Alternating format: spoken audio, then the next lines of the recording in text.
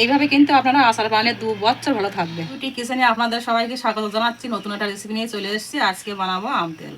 তো প্রথমে এখানে নিয়েছি আম, বেশ কিছুটা আম নিয়েছি।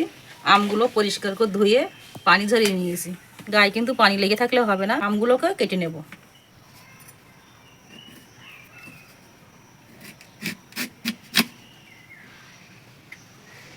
ভিতরে এই কুসুমগুলো আমি ফেলে দেবো।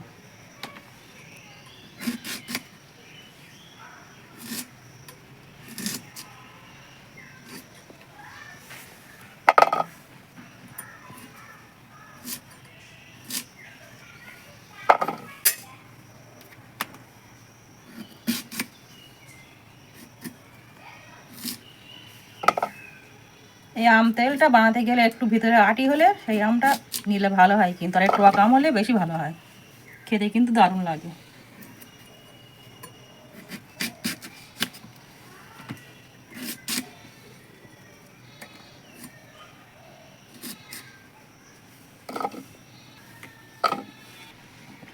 আমি আমগুলো সব কিন্তু এরকম চৌকো চৌকো করে কেটে নেব। আমগুলো কিন্তু আমি এইভাবে চৌকো করে কেটে রেডি করে নিয়েছি।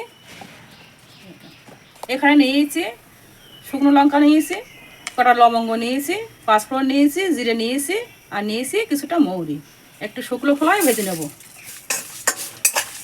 তো মশলাটা আমি হালকা করে ভেজে নিয়েছি, খুব সুন্দর একটা গন্ধ বেরিয়েছে। এবার নাবিয়ে নেব। নাবিয়ে আদা ভাঙা করে একটু গুঁড়ো করে নেব। আচারটা বানানোর জন্য কিছুটা মশলা রেডি করে নেব। তো প্রথমে এখানে নিয়েছি বাটিতে রসুন থেতো করে, তারপরে দিয়ে দেবো 1 চামচ হলুদ গুঁড়ো, 1 চামচ কাশ্মীরি লঙ্কার গুঁড়ো, স্বাদ মতন লবণ দেবেন, আর দিয়ে দেবো 2-3 চামচ ভিনিগার।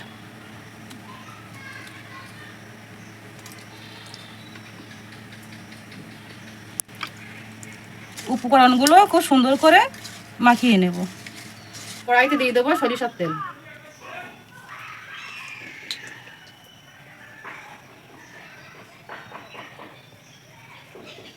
এই আম তেলটা করতে গেলে কিন্তু একটু বেশি করে সরিষার তেল দিতে হবে, তাহলে খেতে ভালো লাগবে।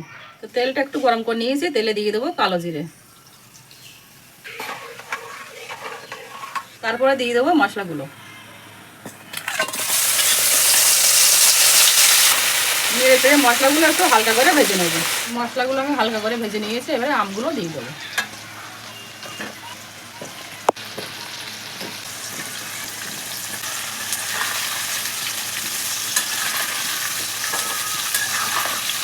গ্যাসের ফ্লেম আস্তে করে আমি কিন্তু আমগুলো জাল দিয়ে সিদ্ধ করে নেব। একদম আচারটা কিন্তু হালকা আঁচে রান্না করতে হবে, বেশি জোরে জোরে জাল দেওয়া যাবে না। এইভাবে কিন্তু নেড়ে চেড়ে হালকা করে রান্না করে নিতে হবে। আর উপর থেকে যে মশলাটা আমি আদা ভাঙা করে রেখেছিলাম, মশলাটা দিয়ে দেবো।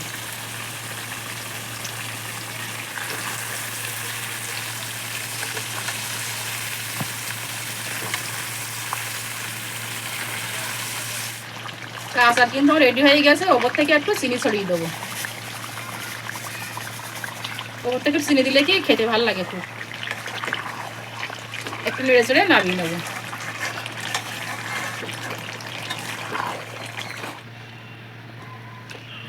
আম তেলটা আমি নামিয়ে নিচ্ছি। ঠান্ডা করে কাঁচের বয়ামে আমি ভরে রাখবো। এইভাবে কিন্তু আপনারা আচার বানালে 2 বছর ভালো থাকবে, আর খেতেও কিন্তু দারুণ লাগে এই আচারটা।